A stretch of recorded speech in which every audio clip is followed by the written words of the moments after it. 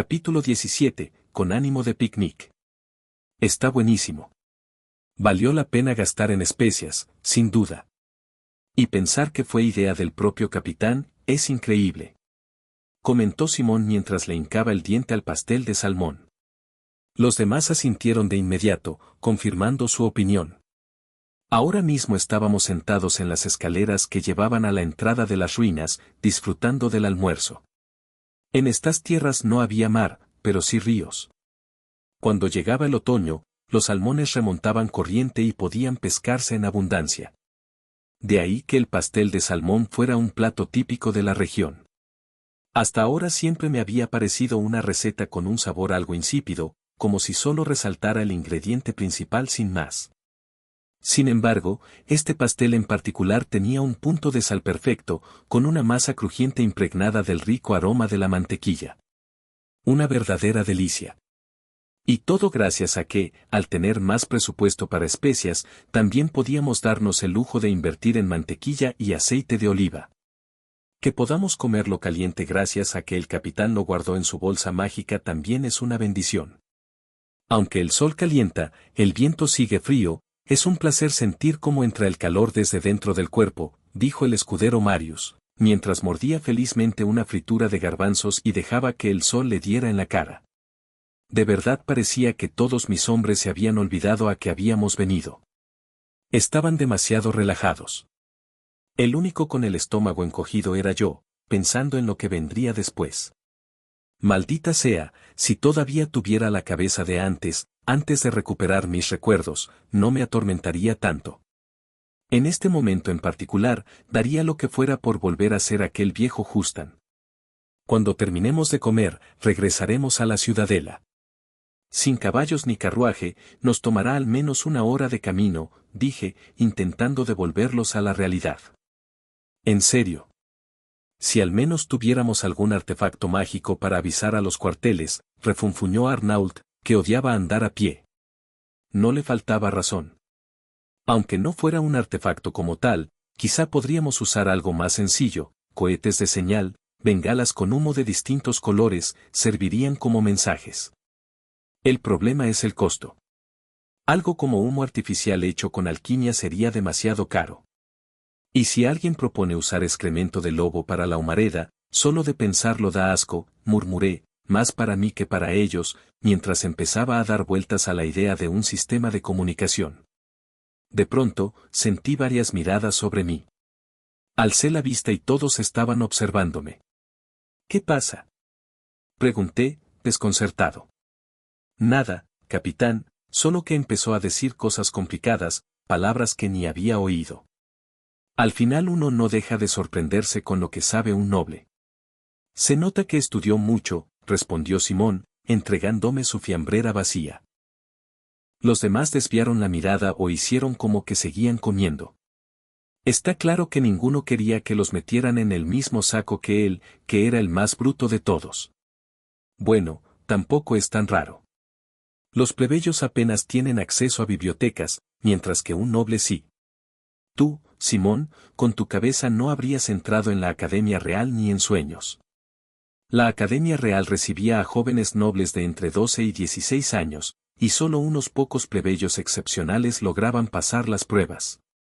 Tanto yo como mi lugarteniente, Orel, habíamos asistido en su momento. Pero el resto de mis hombres, aunque eran buenos con la espada, ninguno habría pasado el filtro de disciplina y conducta. Qué cruel, aunque no te niego que tienes razón, resopló Simón. Puf, jajaja.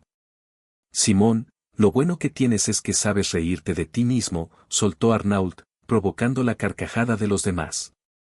El aire tenso que había en un principio ya no existía. Todos parecían estar de picnic, disfrutando del día. Aunque, cuando terminamos y salimos del bosque, se habían relajado tanto que empezaron a andar de manera descuidada y tuve que darles un grito para que se recompusieran. Al llegar de vuelta a la ciudadela, dejé a mis hombres en los cuarteles y encargué a Orel y los demás que se ocuparan del informe. Yo, en cambio, me dirigí a la residencia del marqués. ¡Ah, qué peso en el pecho! La simple idea de enfrentarme a sus sospechas me revolvía el estómago. Toqué la aldaba de la entrada y el mayordomo apareció casi al instante. Me condujo hasta el despacho, no sin antes lanzarme una mirada de recelo que no se molestó en disimular. Tal vez pensaba que habíamos abandonado la misión y regresado a la ligera. Señor, ha llegado el capitán de los caballeros de Bandiel, anunció. ¿Qué? Hazlo pasar, contestó la voz grave desde dentro. Tragué saliva y respiré hondo, tratando de ocultar mi nerviosismo. No había guardias de la orden en la residencia esta vez, estaba solo. ¿No habías partido hacia el bosque para encargarte de la estampida? Fue lo primero que me lanzó el marqués, con una mirada fría como el hielo. Pude entender su sorpresa. La estampida ya no ocurrirá. Gracias a un golpe de suerte, mis hombres lograron destruir un fragmento del dios maligno, la causa de todo, respondí con firmeza. ¿Qué dijiste? Pero si ni siquiera había comenzado todavía, exclamó, levantándose de golpe. Sí, claro que parecía absurdo. Solo podemos llamarlo coincidencia. Pero por todo lo que ocurrió, no puede haber otra explicación. He traído la piedra que creemos era el fragmento. Le sugiero llamar a un alto sacerdote del templo para que la examine. Si lo confirma, esta región de Taleidan quedará libre de estampidas para siempre. Posé la mano en mi bolsa mágica, donde guardaba el fragmento envuelto en un pañuelo.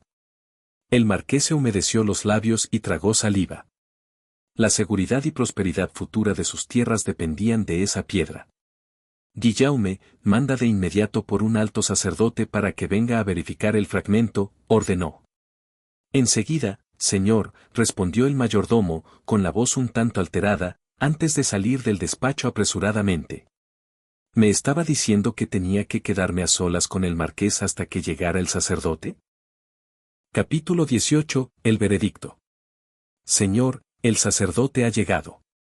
La voz del mayordomo en ese momento me sonó mejor que la de cualquier actor. Después de que salió de la oficina, la tensión en el ambiente se hizo evidente. Sé que me detesta, pero al menos cumple su trabajo, aunque podría ahorrarse las palabras hirientes. Habíamos venido al territorio del marqués de Taleidan por la repentina aparición de monstruos. Ahora que destruimos el fragmento del dios maligno, y si con ello la situación mejora, volveremos a la capital. Eso significa regresar al castillo real, donde vive la hija del marqués, educándose como prometida del príncipe heredero. Para un padre que sabe lo que intenté con su hija, no es diferente a ver que una plaga se acerca a ella. Sus palabras, aunque indirectas, eran claras. ¿Cómo voy a confiar en ti después de tu obsesión con mi hija? Mejor sería que hubieras muerto aquí, así ella viviría tranquila. Algunos hablan bien de ti, pero yo no me dejo engañar. Antes de que nos marcháramos, se dio el gusto de soltar todo lo que pensaba. Yo insistí en que lo mío había sido una imprudencia juvenil, que ahora era otro hombre. Pero con solo ver su mirada, entendí que no me creía. Adelante. El mayordomo entró acompañado de un sacerdote que ya había visto antes. Llevaba la estola de un alto cargo, y al ver el fragmento envuelto en un pañuelo sobre el escritorio, palideció y se cubrió la boca. Esto es.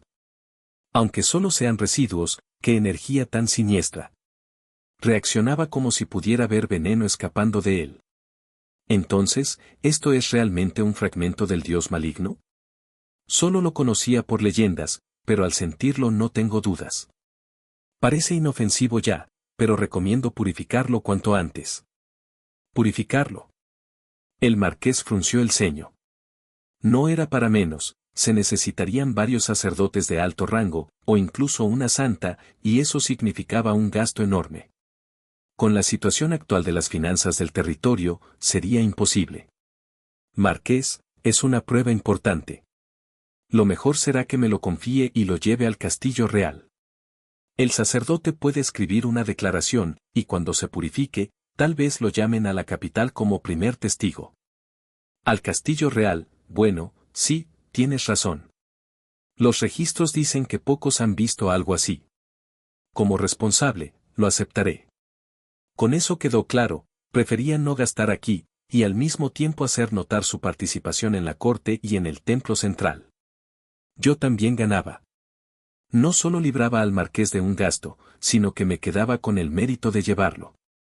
Y al purificarse en la capital, el costo saldría del tesoro real, no del presupuesto militar. Entonces prepararé una sala. Guilleme, papel y pluma. Y también la ofrenda para el sacerdote. Enseguida. El sacerdote salió con el mayordomo. Yo guardé el fragmento en mi bolsa mágica. Me encargaré de entregarlo en el castillo. Si quiere enviar cartas al rey o a su hija, puedo llevarlas. Partiré en una semana, cuando mis hombres heridos estén recuperados. Entiendo. Gracias. Fue apenas un murmullo, pero era la primera vez que me daba las gracias. No era afecto, lo sabía, pero escucharlo de su boca ya era algo. No hay de qué. El reino le entregó estas tierras, y corresponde al tesoro real costear la purificación. Con su permiso. Bien. Buen trabajo. Salí y cerré la puerta. Expulsé todo el aire de mis pulmones. Perfecto. Solo necesitaba que mis hombres se recuperaran, y volveríamos a la capital. Antes de eso, iría a ver a Mark y a Choe. Cuando regresé al cuartel, me encontré un alboroto. Los soldados que debían patrullar estaban reunidos, y hasta algunos heridos habían bajado al vestíbulo. Capitán Justin. ¿Es cierto que la estampida terminó? Ya dije que sí. Y además yo fui el que más brilló. Capitán, Cassias anda diciendo eso, pero... Nadie le creía. Pobre hombre. Es cierto, dije. Ya lo reporté al marqués. Y sí, Cassias también tuvo su parte. ¿Sonrió? Ah. ¿Quién lo dijo? Yo también tengo derecho a sonreír. Vi a Amadeo, mi escudero, recibir golpes amistosos. Seguro fue él. Tan raro es verme sonreír. No es eso, es solo que esa sonrisa. Lo miré de reojo y se quedó tartamudeando. Entonces, desde la barandilla del segundo piso, Simón se asomó con voz fuerte. Lo que pasa es que no es esa sonrisa la de ahora. Imitó mi cara de cuando pedía especias en la ciudad y desapareció de un salto. Varios de los hombres se aguantaban la risa, temblando de los hombros. Apreté los puños y, sin decir palabra, subí corriendo las escaleras. Capítulo 19. Panqueques. Al día siguiente del castigo de la ciruela seca que sufrió Simón y que todos mis hombres ya reconocían como tal, envié solo a una unidad a revisar el bosque, mientras que el resto salió a patrullar la ciudad para avisar que la cantidad de monstruos había disminuido. Por mi parte, decidí visitar a Mark y Choe esa misma tarde. Para llevar un obsequio, pensé en preparar unos panqueques con miel después de la cena. Fue entonces, mientras pedía permiso al chef para usar la cocina, cuando descubrí algo inesperado: los caballeros de la guarnición local que habían comido de la comida enviada a mí el día anterior, habían terminado enfermos del estómago. No era difícil imaginar por qué.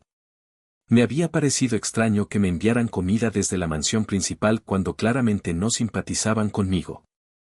Y como sospechaba, el propósito era envenenarme o al menos debilitarme.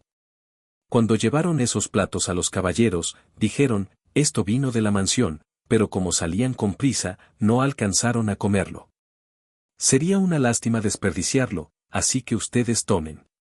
De esa manera, cualquier queja recaería en la mansión, no en los soldados. Muy típico de Clement, el comandante de la guardia local. Por suerte yo no comí nada de aquello.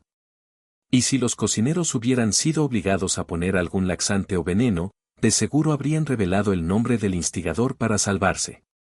En fin, un asunto turbio, pero que no pienso tocar. Que se las arreglen entre ellos. La noche anterior, mientras cocinaba los panqueques, el aroma atrajo a varios curiosos. Al principio se sorprendieron de verme cocinando, pero en cuanto probaban un bocado, comenzaron a protestar diciendo: no es justo. Al final, tuve que repartir la mitad como soborno para que se callaran. Para asegurarme de que no me descubrieran los demás, les ordené cepillarse los dientes después de comer. En resumen, todos los de mi unidad terminaron probando mis panqueques. Estoy casi seguro de que Simón fue quien los reunió, solo por curiosidad. Al menos logré reservar algunos para Mark y Choe. Mientras patrullábamos la avenida principal, vi a una familia cargando muebles en un carro. Me acerqué. Parece que se mudan. ¿Piensan salir de la ciudad? A. K. Capitán Bandiere, sí, nos vamos. Con tantos monstruos últimamente, hemos decidido mudarnos a la ciudad de unos parientes. Ya había rumores de que el aumento de monstruos era señal de una estampida, y varios habían empezado a abandonar la ciudad. Si es solo por los monstruos, no tienen que irse. Ya se resolvió el problema. Díganles a los demás, el aumento se debía a una estampida inminente, pero eliminamos la causa. No habrá peligro. ¿Qué? ¿Una estampida, detenida? No los culpaba. Para la gente común era increíble. Las crónicas mencionaban casos de hace siglos, pero no en tiempos recientes. Así es. Un sacerdote de alto rango lo confirmó. No habrá estampidas en estas tierras. Esposo. Oh, gracias. Estábamos inseguros de mudarnos, pero si podemos seguir viviendo aquí, mucho mejor. La esposa y el marido me miraban con agradecimiento, aunque en realidad el mérito era de Cassias. El crédito es de uno de mis hombres. Le daré sus gracias. Por favor, hágalo. El hombre giró el carro con una sonrisa, y varios vecinos que habían escuchado comenzaron a murmurar con alivio. Lo que dije es cierto. Ya no habrá estampidas. Y los monstruos también disminuirán. Pueden estar tranquilos. Mi voz resonó en toda la calle, y la multitud estalló en vítores. Muchos corrieron a contar la noticia a sus conocidos. Sonreí. Quería que Mark y Choe también lo supieran pronto. Y que disfrutaran de los panqueques. De camino a su casa, pasé por una botica y compré un frasco de miel, ya que la había gastado en la cocina. Cuando llegué al barrio pobre, toqué la puerta. Mark abrió, y de inmediato me llegó el aroma de panqueques. Capitán Bandiere, buenas tardes. Hermano. Mira, papá está haciendo panqueques. Chloe apareció sonriendo, con un pedazo mal cocido en las manos. No tenían buena pinta, pero ella estaba feliz. Al menos Joseph parecía estar rehabilitándose de verdad. Capitán Bandiere. Ayer leímos el edicto del señor feudal. Los heridos en servicio tendrán un lugar de trabajo especial. ¿Usted habló con él? Gracias. Sus ojos ya no eran los del hombre derrotado de antes. Me alegré de haber insistido ante el marqués. Aunque, la situación hacía difícil sacar mis panqueques. En su lugar, recordé la promesa a Choe. Aquí tienes tu regalo, como te lo prometí. Pronto volveremos a la capital, quería avisarles. Sigan llevando una buena vida. Le entregué el frasco de miel a Joseph. Los ojos de los niños brillaron. Miel. Muchas gracias, capitán. Gracias, hermano. Esto es demasiado. Gracias, de verdad. No tengo cómo devolverle tanto favor. Le deseo lo mejor en la capital. No hay de qué. Cerré la puerta y los escuché reír dentro de la casa. Al volver con mis hombres, los vi sonriendo de forma sospechosa. Hermano, yo también quiero panqueques, Simón se contoneaba como si pidiera un favor. Está bien. En la próxima pausa. Sí. Los demás también celebraron. Sus sonrisas no eran adorables, pero por hoy, me conformaría con eso. Fin del capítulo.